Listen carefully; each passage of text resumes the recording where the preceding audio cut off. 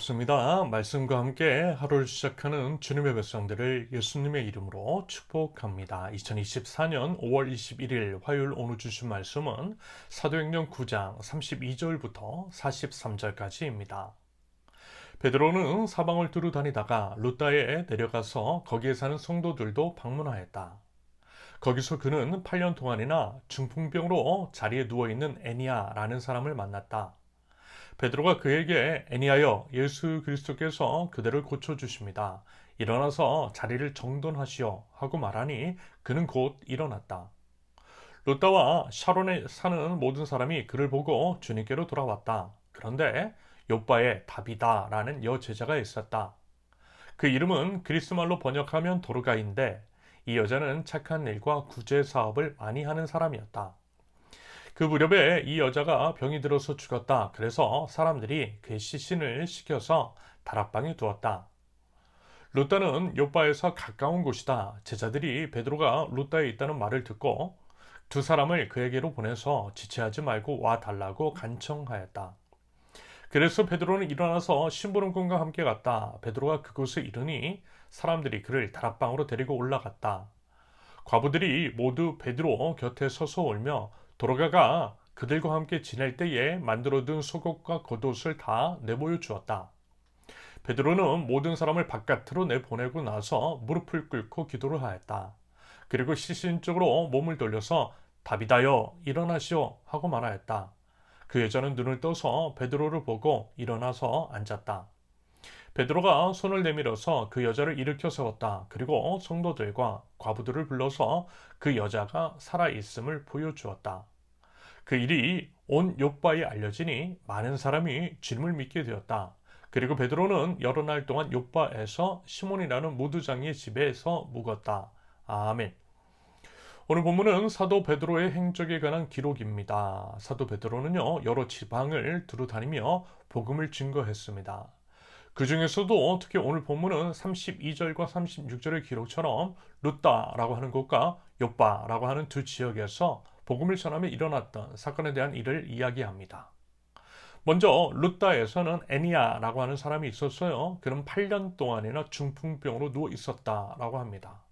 그를 마주한 사도 베드로는 예수 그리스도의 이름으로 치료하여 낫게 합니다. 이것은 마치 성전 미문에서 구걸을 하고 있던 하반신 지체 장애인을 일으켜 세운 일을 생각나게 합니다.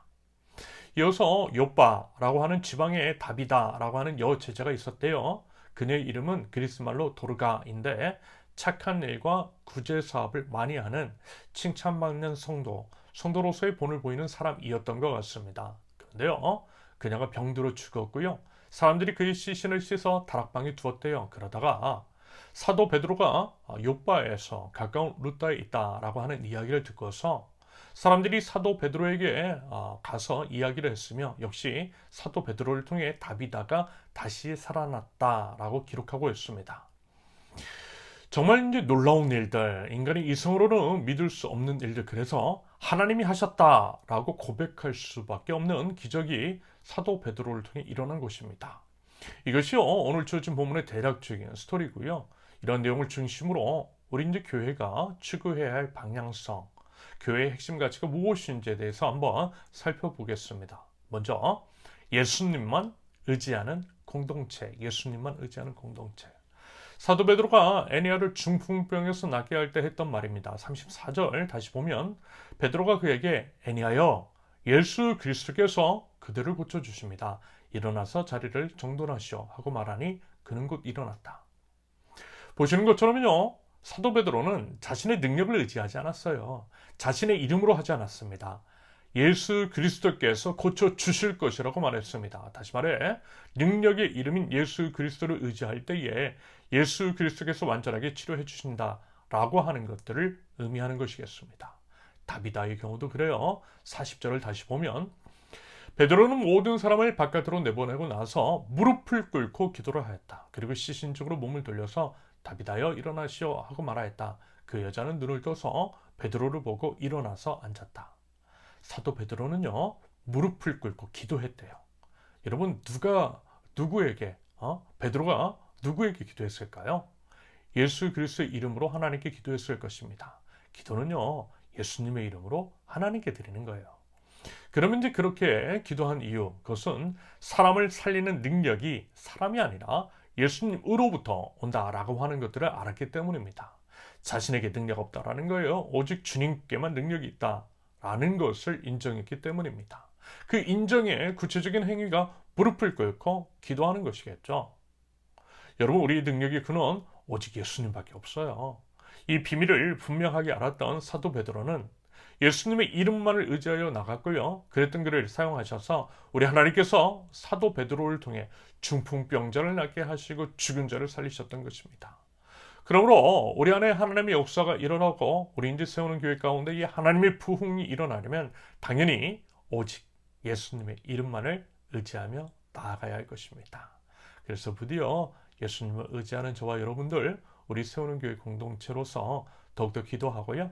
더욱더 말씀을 듣기에 힘쓰며 그 말씀을 믿음으로 붙들고 삶 속에서 실천하는 하나님 나라 백성들 되실 수 있기를 바랍니다. 그러면 주님께서 우리를 통해 역사하여 주실 줄로 믿습니다. 둘째, 영혼 구원에 초점을 맞추는 공동체. 영혼 구원에 초점을 맞추는 공동체.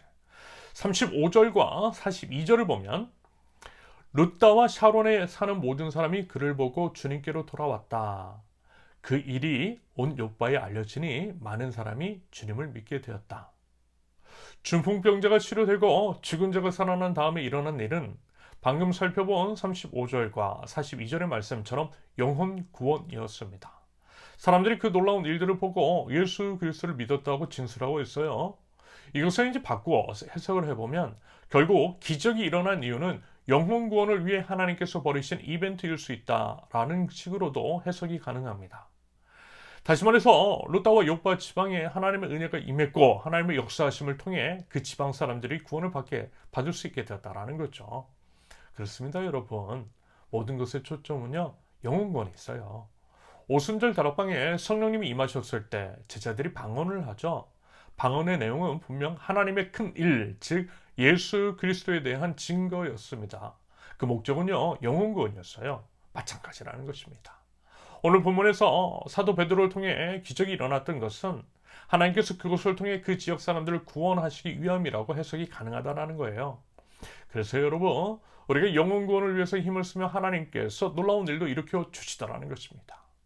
하나님께서 우리 이성을 초월하는 역사도 보여주세요. 지금은 많이 신비로운 현상이 사라졌지만 여러분, 선교 현장에 가보면 그런 일들이 아직도 여전히 종종 목격이 되는 이유도 바로 그 때문입니다. 한 사람이라도 더 주님께 돌아오게 하시려는 아버지 하나님의 마음, 여러분 그 간절한 마음 느껴지시죠? 하나님 아버지의 마음을 대변하는 하나님 나라 백성이라면 저와 여러분, 우리 공동체가 영혼구원의 마음을 쓰고 기도하는 가운데에 예수님의 생명의 복음을 증거할 수 있어야만 할 것입니다. 하나님께서요, 그 마음을 알기 바라시는 것 같아요.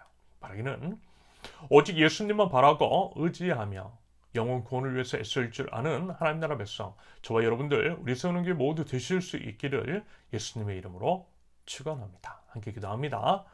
예수님의 이름에 능력이 있습니다. 오직 주님의 이름을 의지하며 주님의 뜻을 행할 때에 주님께서 저희를 통하여 하나님 일하여 주시옵소서. 한 사람이라도 더 권하길 원하시는 아버지 하나님의 마음을 분명하게 알아 생명의 복음을 증거하는 데 힘을 쏟게 하옵소서. 기도하는 공동체, 복음 전하는 공동체, 선운교회 될 수 있도록 우리 하나님 인도하여 주시옵소서. 예수님의 이름으로 기도합니다. 아멘. 하나님께서 오늘 주신 말씀과 각자의 기도 제목을 놓고 우리 잠시 기도합니다.